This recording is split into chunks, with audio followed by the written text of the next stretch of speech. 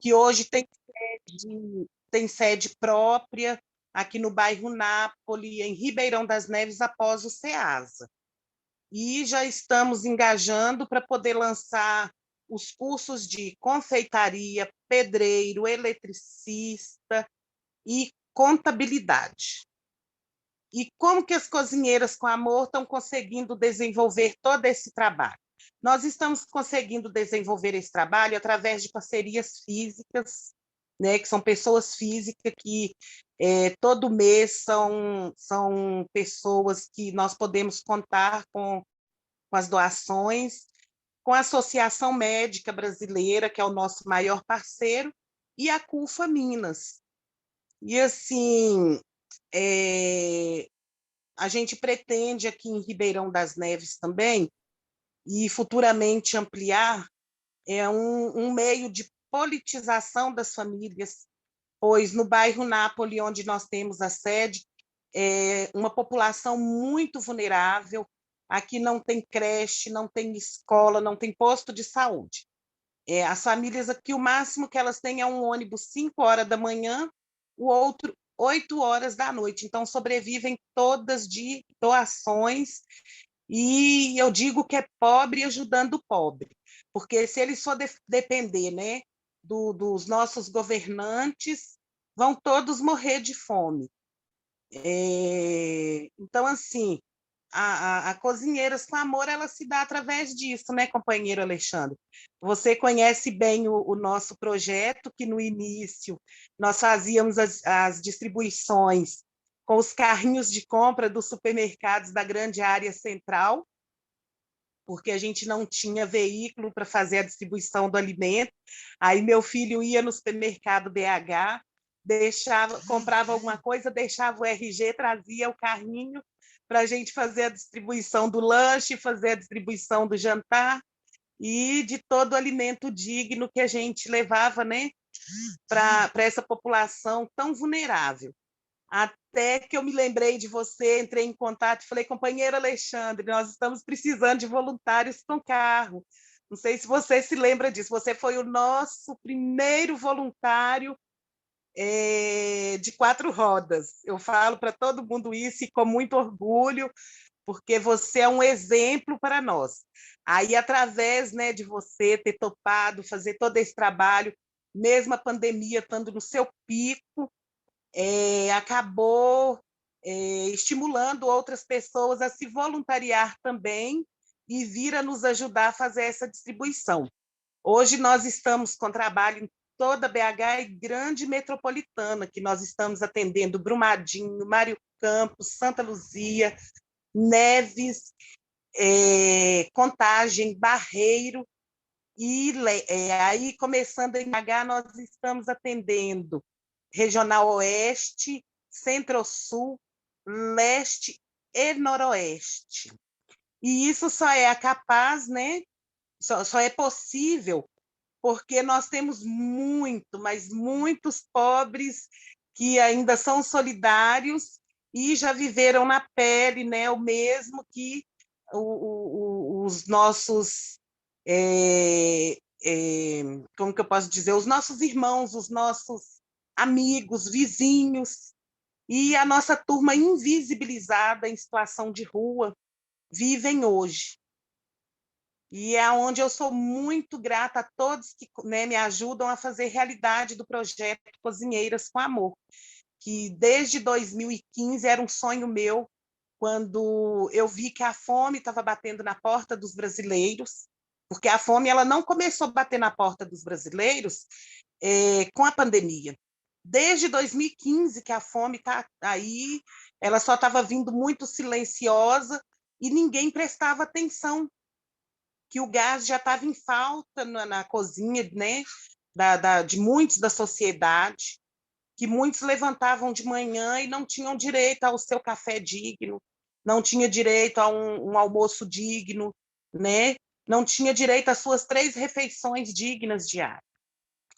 E hoje eu falo para todo mundo, gente, a fome ela não é de hoje, ela é de 2015. Ela hoje só está mostrando a cara, a realidade do que os nossos governantes não quiseram ver. E eles não quiseram ver isso por quê, companheiros? Eles não quiseram ver isso porque, se eles vissem, o Brasil não voltaria ao mapa de fome igual ele está hoje. E eles não teriam domínio sobre a população. É a forma de dominar a população de baixa renda, os mais vulneráveis, porque a partir do momento que o pobre não tem o que comer, que ele não tem uma boa saúde, que ele não tem uma boa moradia, quando chega a época dos trampolins políticos, eles se vendem por uma cesta básica, eles se vendem por um gás, né? Eles se vendem por um litro de leite. Então, a melhor forma da gente fazer esse tipo de trabalho é como? É no dia a dia, conhecendo a realidade dos nossos brasileiros. E isso aí eu sei bem, pois desde que a minha filha intelectual de 26 anos nasceu, eu estou aí na luta, né, pelos direitos meu, da minha família e de toda a sociedade. Pois quando ela nasceu com retardo moderado, o distúrbio de comportamento e a epilepsia. Eu levava ela no pediatra, o pediatra falava comigo que era uma simples manha, devido a eu ser marinheira de primeira viagem. E eu fiquei nessa batida para descobrir o que minha filha tinha até ela fazer os seus 7 anos, sem andar, sem falar. E eu sempre ali lutando para ela ter um tratamento digno, até que veio o governo Lula, fortaleceu o SUS, né? Fortaleceu o SUS, e foi aonde minha filha passou a ter um acompanhamento digno. Eu tive o laudo médico dela, e hoje ela está aí firme e forte. Quem a vê não fala que ela tem a deficiência intelectual, que ela tem o retardo moderado, que ela tem a epilepsia e que ela tem um distúrbio de comportamento. Nosso companheiro Alexandre a conhece, né? E pode falar um pouquinho também sobre ela, né, companheiro? Ninguém fala. E uma filha maravilhosa. Foi um presente, né, que eu tive, e um dos meus maiores tesouros. Então, assim, eu vou encerrar por aqui, agradecendo a todos e todas. E quem quiser conhecer um pouquinho do nosso projeto, pode ir lá na nossa página, né, no Insta, que é Cozinheiras com Amor. Lá tem todas as informações sobre o projeto, tem todo o nosso trabalho, tem fotos, tem vídeos. É só acessar a página lá, tá, companheiros? E é uma honra estar aqui com vocês hoje. Obrigada e boa tarde. Obrigado, Felipe, por compartilhar sua história, essa iniciativa bonita aí da Cozinha com Amor, Cozinheiros com Amor. Agora, Mauri, podia falar para a gente do seu trabalho lá em Macaé, Maurizete, Boa tarde a nossa todos. poetisa. Primeiro dizer que é uma alegria, né, estar aqui reunido e a gente estar pensando, né, coletivamente hoje na fome, né. Eu vou compartilhar um pouquinho da nossa experiência aqui, mas antes eu queria só falar um pouquinho dessa mente ampla que hoje a gente vem convidando a todos, né. Então eu venho de uma família de 12 meninos, na verdade, dentro de casa, mas meu pai e minha mãe, então eu já tive a sorte de nascer num espaço coletivo, né? E a minha mãe já tinha essa mente ampla. Eu falava para ela que ela era a segunda pessoa que eu conheci que sabia fazer a multiplicação dos pães. Porque na minha casa nem sempre era só a família que comia, né? Sempre tinha alguém na mesa, né? A gente dizia que a nossa casa era a casa de todo mundo. Então, essa energia de buscar esse mundo como casa de todo mundo, né? É que a gente se põe nesse caminho da generosidade. Então, aqui em Macaé, o SEB, né? Macaé, a gente trabalha junto, somos voluntários junto com um projeto que já existe desde 1994, 93, que é o Centro de Apoio à Família, a gente fala do CAF. Então, ele é um projeto voltado para mulheres gestantes e que vivem em área de risco aqui na cidade. Então, elas passam por esse projeto durante um ano. Aí a gente oferece as rodas de conversa, né? Nós somos todos voluntários. Então, nós temos uma médica de família que trabalha num posto de saúde dentro das comunidades, E isso é muito bom, porque daí ela oferece essa rede de apoio na área da saúde, onde elas podem procurar, como elas podem ser atendidas, né? Quais são os seus direitos, porque o objetivo é a promoção social, né? É fazer essa sacudida para que a gente possa buscar, dentro das políticas públicas, o processo de transformação, né?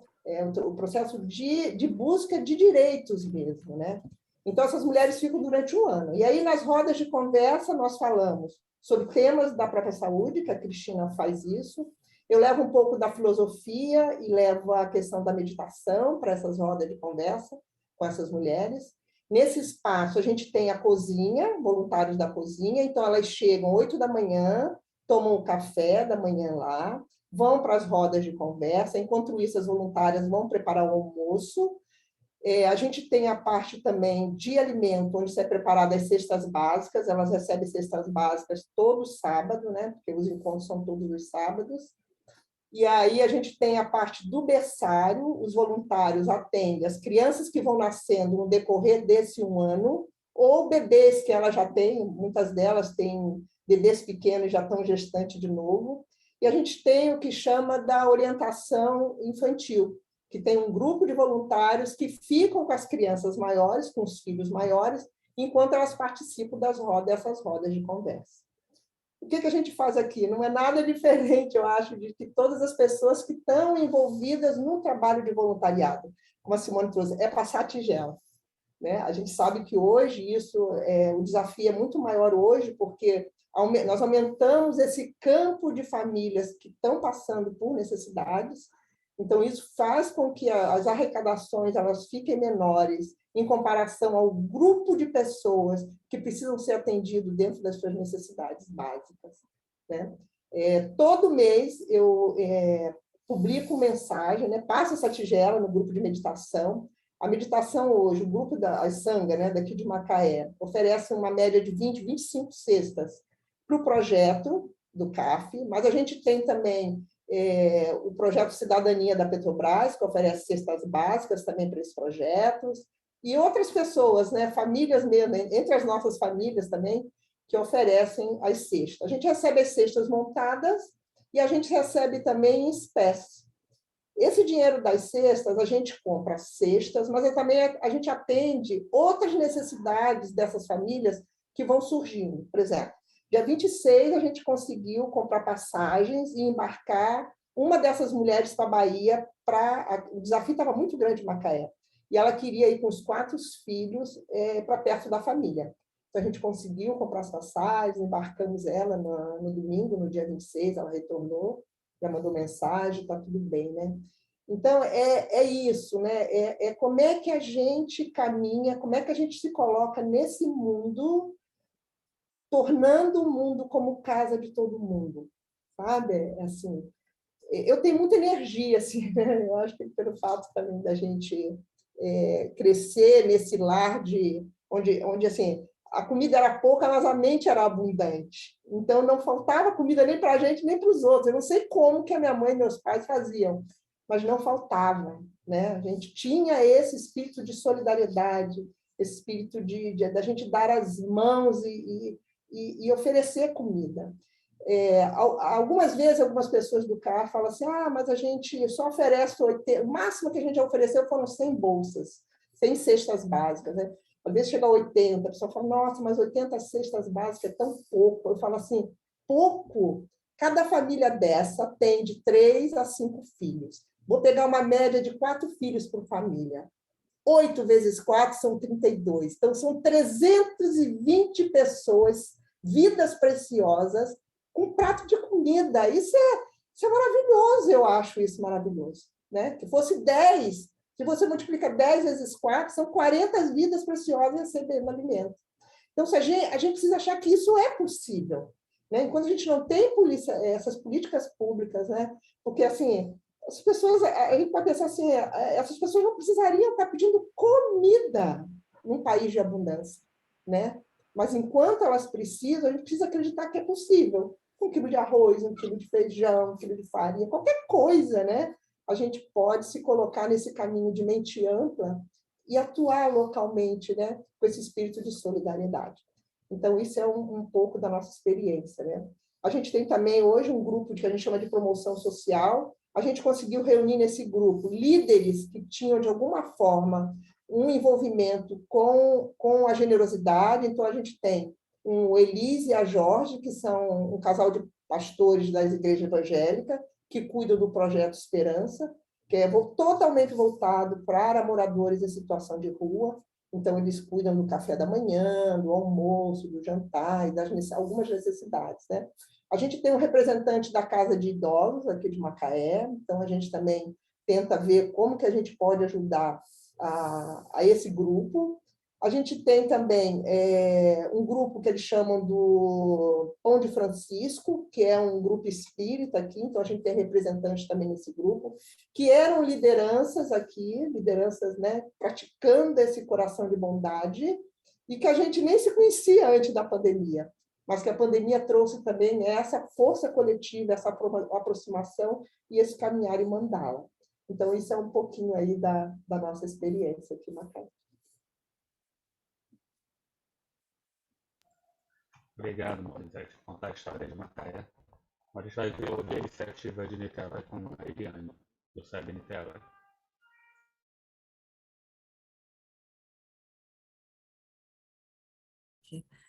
Eu não sei se o som aqui está falhando um pouco, eu recebi som já, está dando para me ouvir direito? O som está ótimo, Eliane. Tá. Vou falar um pouquinho, né? Gostei muito do jeito que você abriu, sabe, Eric, o nosso encontro, dizendo que o problema da fome não é um problema de falta de produção de alimento, não é um problema de tecnologia, não é um problema de humanidade, né? Como é que, tendo comida para alimentar todas as pessoas no mundo, existem pessoas passando fome. Eu achei muito interessante. Ontem eu vi uma entrevista do padre Júlio Lancelotti no DCM, e ele vai trabalhando, né? Não sei se todo mundo conhece, depois valeria a pena conhecer, porque é muito rapidinho o tempo que a gente tem. Ele diz assim, nós não temos excluídos, não são pessoas excluídas. Nesta fase do capitalismo e do neoliberalismo, são pessoas descartáveis. Por isso que elas não precisam ter comida, por isso que elas não precisam ter assistência à saúde, por isso que elas não precisam ter aposentadoria.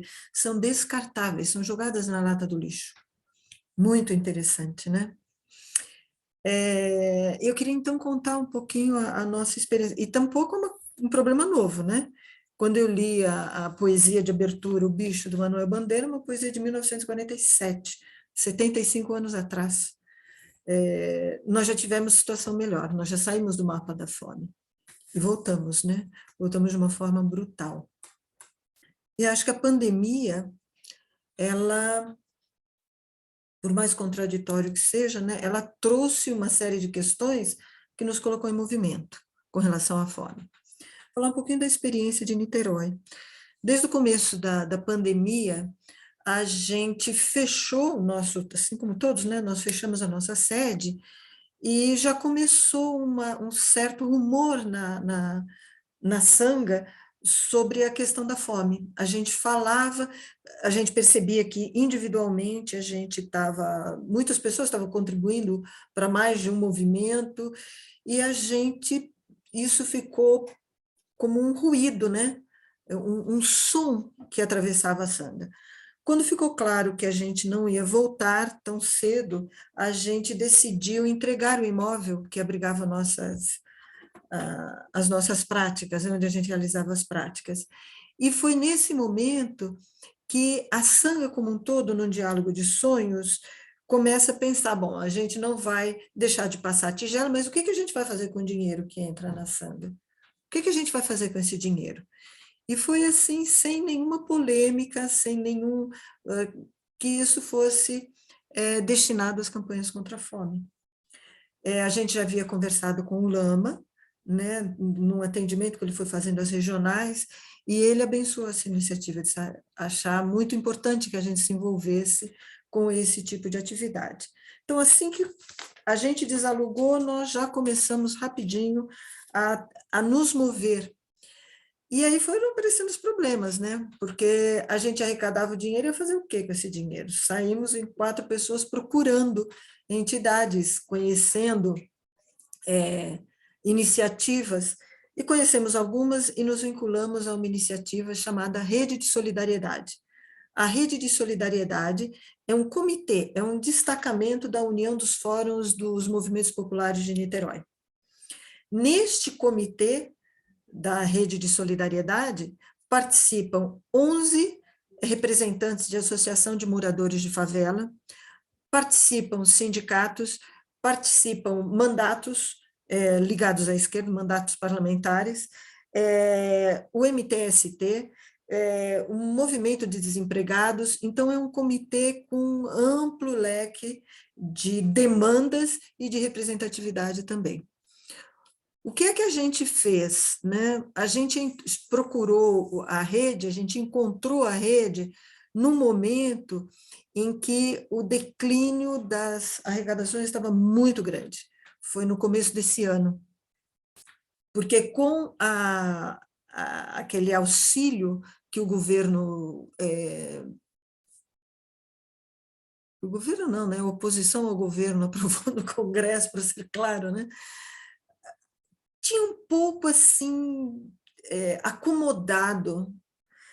Quando termina esse auxílio, começa a aumentar ao mesmo tempo, né, uma demanda muito grande e a queda das contribuições, uma queda violenta das contribuições. Então, nós chegamos nesse comitê oferecendo a tigela, né? O que a gente arrecadava na tigela, a gente dirige para eles. Hoje nós fazemos parte desta coordenação, não é fácil, é bastante difícil. Nós já chegamos a distribuir 600 cestas no mês, mas muito difícil manter essa quantidade de cestas, porque oscila muito, né? Nós tivemos, nos meses que nós conseguimos distribuir 600 cestas, a gente estava em parceria com um grupo de empresários de Niterói, que dobrava o número de cestas que a gente conseguia. Então, a gente chegava nas 600. Na verdade, o nosso limite é 300, e é em torno de 300 cestas que, depois que esta parceria foi desfeita por iniciativa dos empresários, a gente tem conseguido manter. Nós temos feito algumas atividades, por exemplo, de divulgação da rede e dos postos de arrecadação e de tentativa de sensibilização da fome. A gente faz aquelas atividades de divulgação na rua, né? Tem uma faixa, a gente apresenta, fala, tem um megafone. Estamos planejando passar em alguns bairros, né? Agora em janeiro, e tivemos já uma experiência que é de fazer quentinha. Uma das moradoras, uma das representantes da Associação de Moradores tem um local, uma cozinha, em que é possível cozinhar. Então, a gente fez uma experiência e agora em janeiro a gente vai discutir as ampliações, né? O que eu acho que tem assim de super bacana? Que é uma iniciativa da Sanga. A Sanga se reúne e doa, e faz o movimento e o dinheiro aparece. Algumas vezes a maior doação que esse comitê recebe já foi do SEB. O SEB foi o maior volume de dinheiro. Então, esse pessoal gosta pra caramba da gente, né? O que é bom, porque nós gostamos deles também. A gente tem contribuído um pouco nas discussões, e o barato da Sanga é isto, né? É as pessoas entregarem o dinheiro e confiarem que a gente está dirigindo para coisas importantes. Então, a gente está nesse pé, aspirando, né, novas iniciativas, sustentar essa. Não é fácil sustentar a doação, não é fácil, é um dos maiores problemas que tem. A Ercília estava falando, né, Ercília? Quando a gente acha que engrenou, é interessante, porque tem que ter alguma coisa que mantenha essa chama acesa, e que a gente ainda não sabe muito o que é, então a gente está experimentando, né? É nesse aspecto é esta a resiliência, né? Insistir para que as coisas avancem. Então é isto, nossa iniciativa é essa, e a gente continua aí, né? Não é o único movimento, acho que é muito importante. A Ercília já comentou, não lembro quem mais, a Mauri, acho que a Simone, a importância de que a gente possa também exigir políticas públicas que assumam isso, né? Que assumam a responsabilidade de alimentar as pessoas, né? Então é isso que a gente tem feito, assim, querendo trocar com vocês e ver o que mais é possível, né? Como que a gente aprende junto. Obrigada. Obrigado, Eliane. Bom, agora, Eliane, você podia continuar, né? Agora é abrir para conversa com as pessoas que estão participando aqui. A gente pensou em 3 perguntas, né? Que para enxergar essa conversa. Eu vou colocar as perguntas aqui no chat para todo mundo. A primeira pergunta é o título aqui da nossa roda de conversa. É: se posso ser abundância, por que então ser fome? Outra pergunta também para a gente pensar. Como e por que iniciar ações de alívio à fome? Cada um entra nesse trabalho por um motivo, né? Uma experiência pessoal, um contato com alguma pessoa específica. Né? Como sustentar a chama destas ações por longo tempo, por longos períodos? Como manter isso, né? Como sustentar? Coisas para a gente pensar.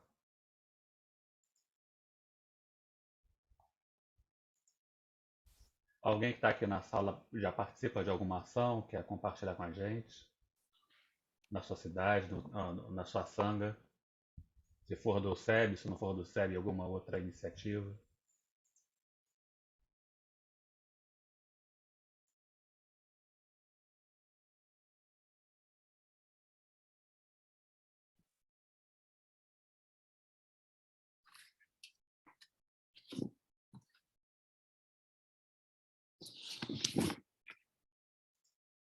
Alguém quer compartilhar com a gente por que veio para essa sala, né? Porque nesse momento estão acontecendo quatro rodas de conversa, né? Essa aqui é uma das quatro salas.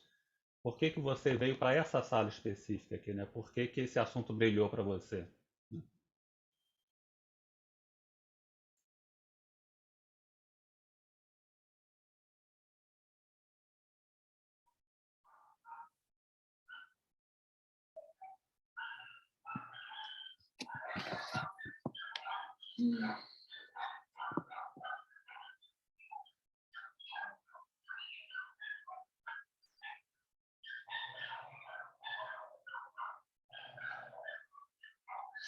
Eric, falar da fome, ela é falar de um lugar também muito difícil, né? Então, eu acho que talvez, assim, a gente às vezes se sente retraída ou intimidada porque a fome não é bonita, né? A fome não é... A fome dói, e ela dói no estômago e dói na alma. Eu, escutando, né, o relato das outras pessoas aqui, me emocionei muito, assim, né, da Recília, da Mauri, da Eliane, que tem um elo, tem um fio condutor aí que passou por nós todos, assim, que falamos aqui, é a nossa humanidade, né? Até que ponto que a fome precisa tocar as pessoas, tocando na humanidade de cada um e de cada uma, né? E na hora que ela toca nessa nossa humanidade, não tem como resistir, é impossível resistir. E lembrando o padre Lancelotti, né, ele fala, eu não vou falar com as palavras dele, porque não lembro, assim, ele fala, não tem jeito quando você é chamado, ou você vai ou você vai. Ele vai falando assim, estar na omissão é estar em conivência com a fome. E aí ele falou assim, eu fiz a opção de não estar conivente, né? Então, assim, nesse momento que eu percebo que é esse chamado, e esse chamado, eu acho que todo mundo que veio aqui para um lado é chamado, né? Foi chamado de alguma forma. E é bom ver esse número de pessoas aqui com esse chamamento, né? Eu acho que ele é potente, esse chamamento. E é esse dar as mãos, né? E ninguém solta a mão de ninguém aqui.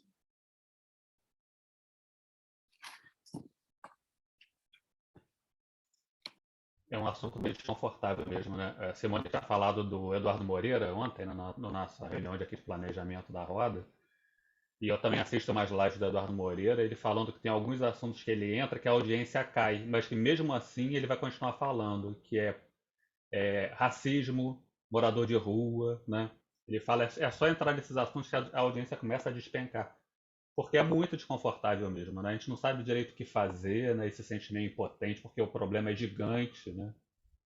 Aí a gente acha que não vai, que a nossa, né? Que a Morizete também falou, ah, mas são poucas cestas, são poucas cestas mesmo, né? Mas é o que a gente pode fazer hoje e vamos fazer isso que a gente pode. Mas gera um desconforto, e que bom que gera um desconforto, né? Quer dizer, pior seria se as pessoas ficassem insensíveis a esse assunto, mas gera um desconforto mesmo. E aos poucos a gente vai sabendo, aprendendo a lidar com ele e agindo, né? Boa tarde a todos, eu sou a Sandra de Niterói e tive enfim, o prazer de estar junto com a Eliane no início aí dessa iniciativa lá nossa no grupo, e a gente, quer dizer, como é que a gente consegue lidar com essa dificuldade de passar a tigela, né? A gente refletia muito sobre isso, né? E, ao mesmo tempo, quanto que isso a gente entendia como era importante gerar possibilidades para que as pessoas pudessem vir a se sensibilizar para essa temática, né? Ou entendendo isso como uma prática também no sentido de desenvolver, fazer com que as pessoas tivessem formas de desenvolver a compassividade ou a empatia pelo outro. E a gente começou a perceber o quanto que isso é difícil mesmo, né? E aí, nas nossas conversas, a conversa com o grupo na Sangha, a gente começou a pensar que às vezes a gente, se a gente conhece 10 pessoas, se a gente consegue sensibilizar essas 10 pessoas que doem R$10, por exemplo, que não é muita coisa, né? Mas que esse ato de poder doar, o ato de poder participar em si, isso por si já é muito importante, já gera uma sinergia interessante e já vai compondo esse bolo financeiro que a gente intenciona em gerar. E fizemos essas conversas e é assim, é impressionante o quanto que é difícil, né? Mesmo os tais R$10, né? Eu digo manter a lembrança, manter né, o que a Mauri falou, de lembrar mensalmente, né? O como que as pessoas esquecem, né, gente? Agora com o Pix seria super fácil você transferir R$10, vamos lá, né? Aí eu conheço 10 pessoas, R$10, R$100, a gente pensava um pouco dessa forma, mas se deparar com a dificuldade de gerar esse movimento, né? E aí o quanto que a gente também tem que trabalhar a resiliência de todos nós nesse sentido, no sentido de ver o quanto isso é importante, o quanto que é necessário, né? Criar essa casa de todo mundo, né? Essa mentalidade, né? Em que a gente possa levar essa reflexão para as pessoas, porque a gente vive num momento muito individualista, né? Então, pensar de forma coletiva e ampliada, gerar essa mente já é um trabalho e tanto, eu acho. E eu acho que ter esse espaço aqui no encontro de 108 horas, eu acho muito, muito importante. Eu gosto de dizer que eu fui procurar a Eliane, eu fui procurar a Sangha de Niterói com uma fala da Mauri, por exemplo, do encontro lá com, nem sei se a Mauri sabe disso, mas quando o Lama veio conversar conosco aqui da região sudeste, com a Birate, aí teve uma hora de partilha e foi ouvindo a experiência de uma outra Sangha, né, das sangas que tinham experiências, que a gente, poxa, mas por que a gente não faz alguma coisa nesse sentido aqui em Niterói? Vamos cartografar a rede, vamos ver quem está fazendo ação. A gente não tem acesso à ponta, mas a gente pode gerar a passagem da tigela, gerar algum tipo de aporte financeiro, mas precisamos de parceria, né? Então, isso foi muito interessante, né, o que pôde ocorrer no ano. Espero, né, Eliane, que ano que vem a gente possa dar continuidade e ampliar ainda mais, né, o Eric também, que está conosco, desde Niterói, né? E que outras sangas possam também multiplicar esse tipo de preocupação, né? Numa das reuniões que a gente teve, né, a Simone, a Luciana, a Eliane, eu acho que a Simone até que falou, quem sabe a gente não pensa numa frente de abundância, sabe? E isso assim, isso já está na minha cabeça, assim, né? E aí eu sempre penso na fala do Lama, assim, que o primeiro caminho, a primeira ação que a gente precisa para se colocar em qualquer caminho é a motivação. Então, quando eu ouço assim, eu já pensei, meu coração já se encheu de alegria quando eu pensei frente de abundância, já pensou? A gente tem uma grande sanga onde o nome vai ser Frente de Abundância, né? Eu acho que é um pouco isso, assim, né? A gente se deixar tocar profundamente por essa energia de abundância mesmo, assim, de possibilidade, da gente conseguir fazer, sabe? Da gente sonhar, assim, sabe? A gente sonhar, porque se a gente sonha com isso, né? De transformar, a gente sabe que é um pouco utópico, né? Mas é bom sonhar às vezes com a própria utopia também, né? Pensar nesse mundo como casa de todo mundo, sabe? O que faz a frente de abundância? Ela quer transformar o mundo como casa de todo mundo. Pô, isso é maravilhoso, isso, sabe? Isso já é o caminho. Isso já é o caminho, né? Quando a gente já sonha com algo assim, para mim isso já é o caminho, né? Quando a gente vê a Ercília entregava, ela contou aqui a quentinha com carrinho de supermercado. Hoje o carrinho não comporta as quentinhas que ela oferece. Olha isso. Por quê? Porque a motivação, a energia está ali, está viva, né? Como o Lama fala, assim, que são essa grande fogueira, essa grande chama, né? Que a gente mantém acesa nesses sonhos, esse sonho coletivo, né? Então, o fato da gente estar aqui é porque algo tocou a gente. Ou foi a pergunta que foi lançada, ou foi o fato da gente pensar na fome, mas algo tocou cada um de nós que está aqui hoje nesse grupo, né? Então, a gente precisa contemplar isso. O que tocou aqui? Porque o incômodo que tocou a gente não é incômodo, é compaixão. A gente só se sentiu tocada porque brotou a compaixão, brotou a generosidade. Por isso que a gente está aqui. Porque eu sei que acredito que eu posso fazer algo, né? E o que a gente pode fazer, né? A gente tem as 3 perguntas, né? A gente é abundante. Por que a fome, se a gente é essa abundância? Por que a gente está aqui falando de fome? Né? Por que a gente não está falando de alimento, sabe? Então, o convite é esse. O que tocou cada um de nós que está aqui nessa roda de conversa coletiva? Sabe? O que nos fez ligar o computador, ligar o celular, dizer, vou entrar nessa sala? Deixa eu ver lá o que aquele povo vai conversar lá sobre fome. Alguma coisa tocou a gente aqui, para estar aqui.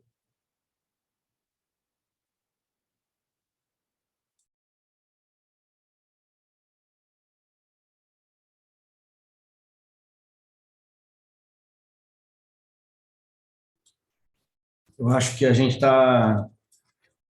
como sociedade, nós estamos aprendendo, sabe? Eu vejo essas coisas acontecendo e eu acho que a gente está num processo histórico desse aprendizado, assim, porque já está cada dia mais óbvio, né, que aquilo que a gente lá no século XX considerava que era o controle, né, que era o sistema econômico, que era o Estado, esse sistema está completamente fora de controle. Ninguém mais controla isso e está à deriva. Essa acho que é uma situação bastante óbvia, né? A pandemia demonstrou isso com muita clareza. Mas, por outro lado, eu sou super otimista, porque eu acho que nessa situação mesmo é que nós estamos aprendendo o que realmente é abundância. E a abundância é isso, é um abraçando o outro. É mão dada, é caminhar junto. E é solução coletiva. Não é porque eu tenho 300 cestas e frente a 200 milhões de pessoas, isso é pouco. Não, é um nozinho aqui. É um nozinho de 300 cestas, ali vai ter outro, mas depois surge outro. E aí aquela maravilhosa história que aí as florzinhas vão abrindo e a primavera uma hora chega. Eu sou super otimista com isso. Eu acho que o ser humano conseguiu resistir a muita coisa. Não como sociedade apenas, como espécie mesmo. E a gente está passando por mais uma dessas fases que a gente sempre passou, que sempre foram difíceis. Quando a gente olha para trás, a história é essa mesmo. Mas eu acho que a gente está levantando a cabeça enquanto humanidade. Se a gente tinha soluções tribais, depois sei lá o quê, regionais e tal, hoje a gente está encontrando soluções, por mais que isso não apareça por aí, porque isso também não interessa que apareça tanto, para quem ainda quer controlar, ainda quer fazer da gente mercadoria, né? Ainda quer fazer que a menina lá se mostre como um rostinho bonito, como se fosse uma mercadoria, porque o cara seja bem-sucedido, o empreendedor, como se a vida dele também fosse pura mercadoria a ser vendida, né? Ainda que o sistema queira isso da gente, o que está acontecendo subterraneamente, cada vez mais se apresentando, é essa rede compassiva de solidariedade e tal, e tem muita gente antenando para isso, muita gente se ligando para isso, e que é óbvia, é o mundo real. O mundo real é esse, é de abundância. A gente está num planeta de abundância. Olha os nossos vizinhos aí. O inferno frio é Marte, o inferno quente é Vênus. Está do lado. Nós não, nós somos um paraíso. Né? Quando fala, quando eu morrer, vou para um paraíso, vou para o mundo dos deuses, a gente já vive, a gente já está na terra pura, na terra pura. Então, e eu acho que é maravilhoso, porque por que o otimismo existe? Porque essa é a realidade, é abrir o olho e ver. E tem mais gente, cada dia mais, abrindo o olho e vendo. A solução é coletiva. É isso que a gente está encontrando. Então, eu fico super feliz da gente estar junto agora aqui.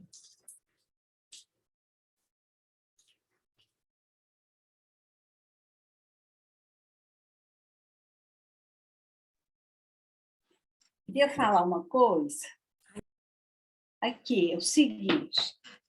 Eu não sei se vocês assistiram um fórum antigo que o Galeano participou, em que ele contou a seguinte história, que ele, não é história não, que ele viu nos muros de Bogotá um escrito dos trabalhadores de Bogotá. Então, eles escreveram no muro assim, deixemos o pessimismo para dias melhores.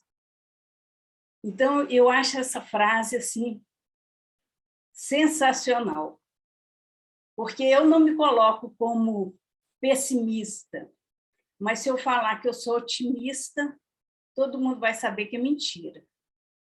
Eu sou fatalista, sabe? E passou esse filme, acabei de assistir ele agora mesmo. Não olhe para cima, quer dizer, não olhe para cima porque vem um meteoro que vai estourar a Terra. Então, os presidentes, os grandes empresários da tecnologia falavam para os seus seguidores, né? Não olhe para cima, porque se você olhar, né, você vai ver o que é que está pela frente. Então, eu acho que é isso aí, sabe? Eu acho que a gente tem que, apesar, né, de eu não ter assim, otimismo nenhum, para mim, assim, esse futuro social político nosso é um breu. Apesar disso, eu acho que a gente não pode deixar de socorrer as pessoas. Então, eu acho fantástico todos os projetos que foram apresentados aqui, e acho que essa ideia de passar tigela, ela é importantíssima. A gente tem que estar passando a tigela, incomodando as pessoas, quem for, porque por mais que chegue a hora de estourar esse meteoro, né, que já estourou na vida de muita gente, né? Se você pensar o que acontece nas favelas do Rio de Janeiro, é claro que estourou um meteoro lá, já tem muito tempo, né? Essas inundações que todo ano tem, que estoura aqui na região metropolitana de Belo Horizonte, todo ano é esse pesadelo. Então, agora estourou na Bahia de uma maneira assim estrondosa, né? Então, o meteoro já estourou por lá e o governo está falando, não sei o que lá e tal, coisinha, qualquer coisinha serve. Então, eu acho assim, fantástico a gente estar aqui hoje, nessa tarde, reunido, escutando essas experiências, e fantástico mesmo, eu acho incrível, cada uma das experiências foram colocadas aqui, e Deus conserve e abençoe todo mundo que está nessa, nossos Budas nos abençoem em todos esses trabalhos.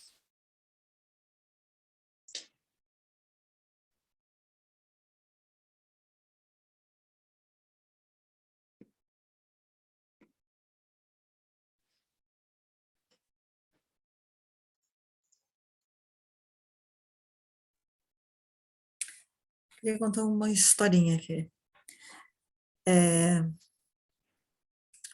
No começo desse ano, eu precisei levar minha filha ao médico no Rio. A gente mora em Niterói e o médico era no Rio. E as minhas netas, a gente não tinha com quem deixar, elas são pequenas, uma tem 6 e outra tem 7 anos. Então, elas foram conosco.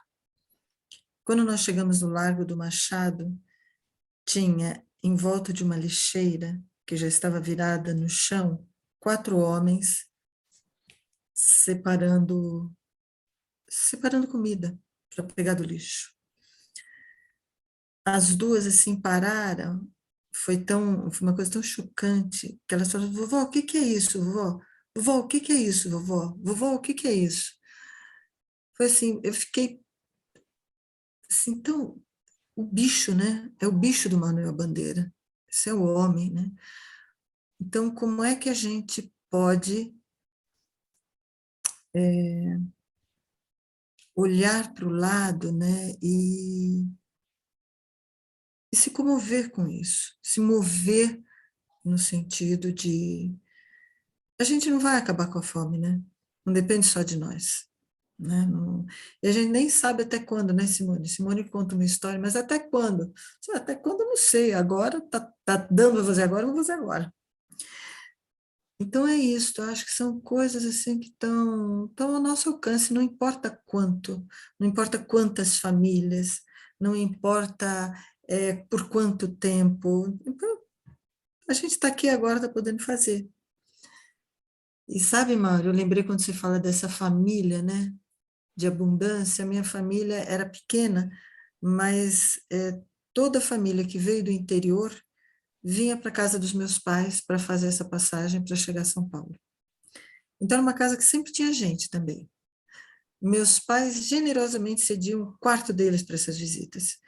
Durante muitos anos, nós, como crianças, dormíamos na sala, porque não tinha 2 quartos a casa. E tinha uma história que eu achava fantástica, que era assim, onde come 5, come 6. Onde come mais um. Isso não era uma questão para a gente, né? Não era. Não importa.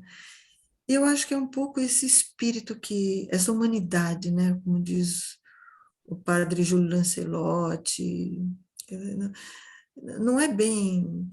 O que a gente está querendo? A gente está querendo ser de esquerda, a gente está querendo ser humano. A gente está querendo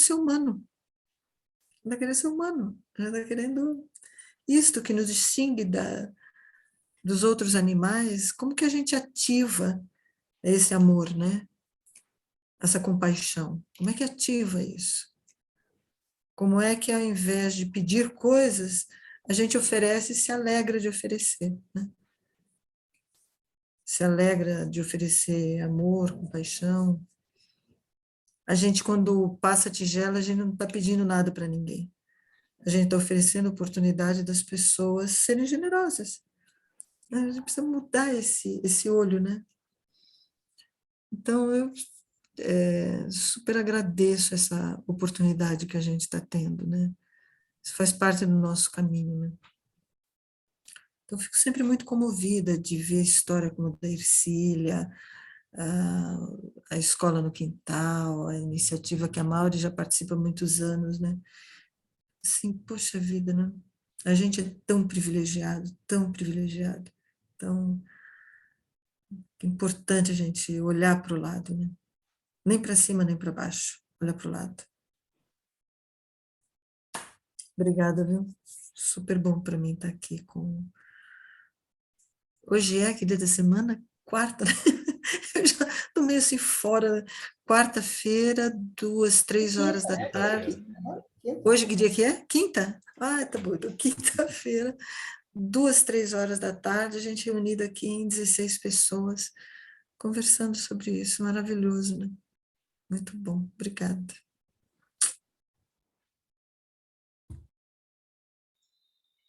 Eu Uma estava vez, pensando lá também. no retiro aqui em Araras, no retiro de Araras, eu posso só compartilhar com vocês. Uma vez o Lama aqui no retiro de Araras, ele falou que nós temos tudo disponível. Era para a gente imaginar um depositório, assim, um céu assim, acima da nossa cabeça, e nós temos tudo aqui disponível.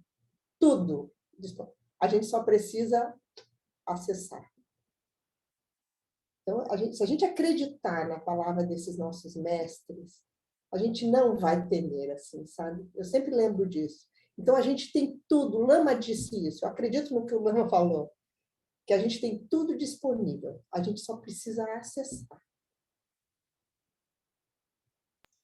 Maurizete, complementando o que você falou também, uma frase que eu gosto muito do Lama é: se a gente der um passo na direção dos Budas, eles dão 1000 passos na nossa direção, né? E é verdade mesmo, né? Como é que acontece, né? A gente vai, às vezes, com pouca gente e as ajudas vão vindo, né? De várias direções, né? As ajudas vão vindo, vão vindo.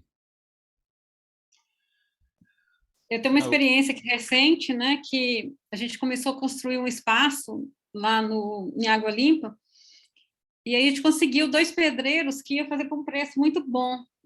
E Flávia e eu resolvemos pagar os pedreiros. Aí a gente pagou e falamos assim, nossa, já pagamos pedreiros. E deu aquela felicidade, só falta agora o material. Só faltava o material para fazer a obra, né? E foi muito interessante que, quando eu falei isso, assim, me veio uma energia que, de repente, eu lembrei de uma pessoa que falou assim para mim, ai, Simone, o que você precisar para o projeto, você me fala. E eu falei, ai, gente, lembrei dessa pessoa, depois que eu falei essa frase, vou mandar uma mensagem para ela. E falei, olha, estou precisando de material aqui, já tem uma lista de material, já fizemos uma cotação, o que você puder doar, está ótimo.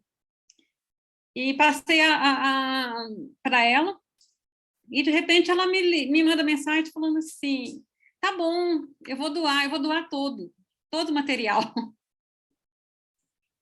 Então, assim, eu não sei se vocês já sentiram isso, aquele momento que você está ali numa encruzilhada, aquele momento assim, que você acha que, nossa, vamos ter que parar, não vai dar certo, não tem o que fazer.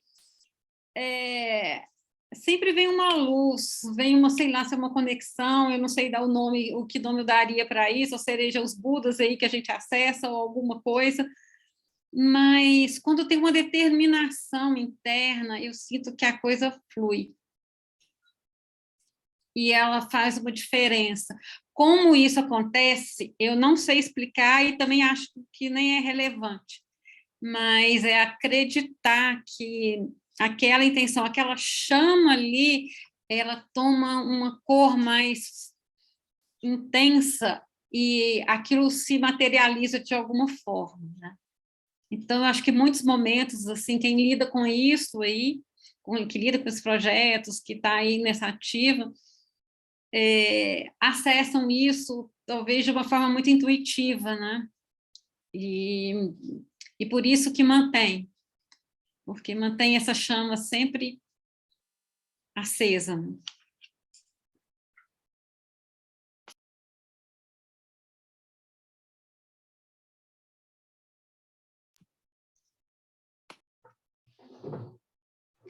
Salve, pessoal! Antônio, saudades de vocês. Saudades, saudades. Que bom que eu consegui. Eu estava circulando, fazendo um monte de coisa esses dias, e de repente eu vi que estava acontecendo. Não, eu vou lá no encontro, vou ver o pessoal. E está sendo maravilhoso conseguir participar aqui com vocês. E tive a oportunidade aí de ouvir os relatos e é incrível, é muito bonito ver isso acontecendo, é muito especial ver isso acontecendo nas parcerias do SEB, através do SEB também, né? E essas pessoas todas, nós todos aí, juntos dentro disso.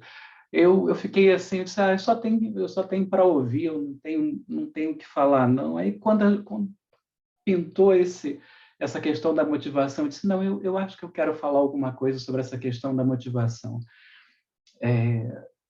Eu acho que isso... eu acho que o Lama toca muito nisso, e eu aprendi muito com o Lama e com o SEB essa questão dessas energias fundamentais, né? Não que eu consiga acessar isso, mas pelo menos aprendi, né?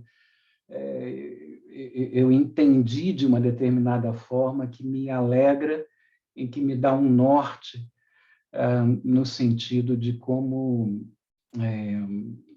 tentar desenvolver isso em mim e como tentar ajudar os outros a também desenvolver isso. Eu acho que essa motivação ela é um processo profundo, interno. As pessoas se conectam com isso e seguem.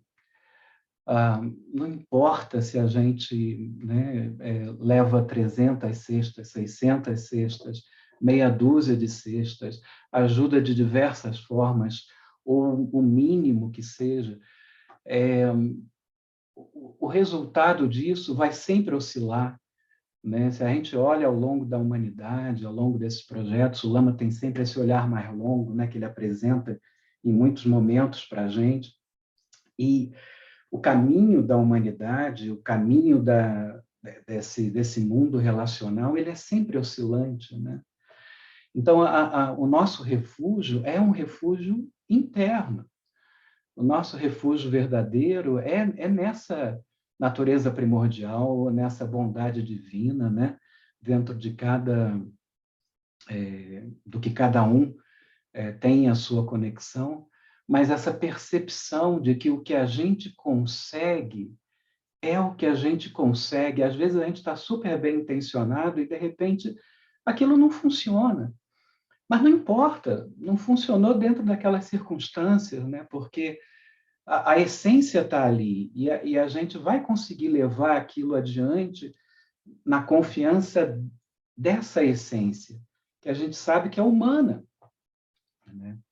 Então, uma vez que a gente tem essa confiança, a gente vai seguir, porque nós somos humanos, nós temos isso, né? Então, a gente segue. A gente vai ver pobreza, a gente vai se incomodar, a gente vai ter várias situações confusas, períodos difíceis, né? Como esse que a gente está enfrentando agora, e outros muito piores também que a humanidade já enfrentou, né? Como o Lama também lembra, né? Então, o que segura? É a confiança em alguns seres mais afortunados, né? Que conseguem ter essa confiança como uma coisa basal, transborda isso, relembra aos outros, e aquelas pessoas vão andando. E a gente vai andando, né? Então, esses encontros, eu acho que servem para isso, né? Para a gente ver que tem várias pessoas aqui nesse nosso grupo de 16, em outras tantas redes mais amplas, maiores, outras menores ainda, mas que a essência está aí, né? Essa essência humana de trabalho em rede, de percepção da relevância desses valores que a gente está comentando aqui, né?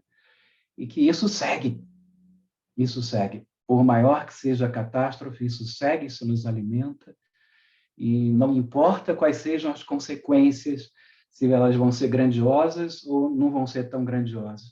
O importante, essencialmente, é a gente conseguir manter vivo, né, e conseguir externalizar e tentar contagiar dessa maneira construtiva outras tantas pessoas e manter isso. Isso é humano, né?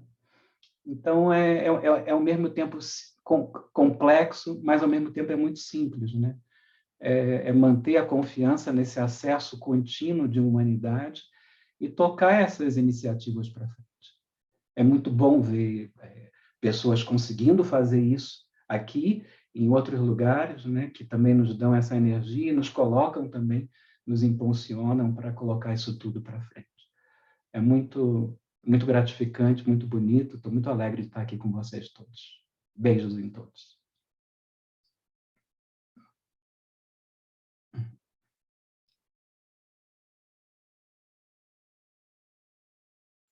Bom, o nosso tempo está acabando, né? Só que a gente reservou um tempinho no final para ouvir o poema que a Maurizete vai recitar para a gente. Está com ele na mão, Maurizete? Antes da gente ir para a sala principal, né? Daqui a pouco a gente vai para todo mundo voltar para a sala principal. Eu vou ler para vocês, então, o poema Por que então? Nascemos nus, morremos nus. E tudo mais que acontece no intervalo desse grande espetáculo, do abrir e fechar das cortinas, é figuração. Se posso ser universo, se posso ser sabedoria, por que então ser ignorância? Se posso ser paz, por que então ser violência? Se posso ser possibilidade infinita, por que então ser medo? Se posso ser quietude indestrutível, por que então ser barulho perturbador? Se posso ser acolhimento, por que então ser indiferença? Se posso ser abundância, por que então ser carência? Se posso ser potência, por que então ser miséria? Se posso ser bondade, por que então ser aversão? Se posso ser verdade, por que então ser tolice? Se posso ser conforto, por que então ser dor? Se posso ser lar, por que então ser prisão? Se posso ser gentileza, por que então ser estupidez? Se posso ser amor, por que então ser raiva? Se posso ser despertar, por que então ser ilusão? Se posso ser vida, por que então ser abandono? Por que então?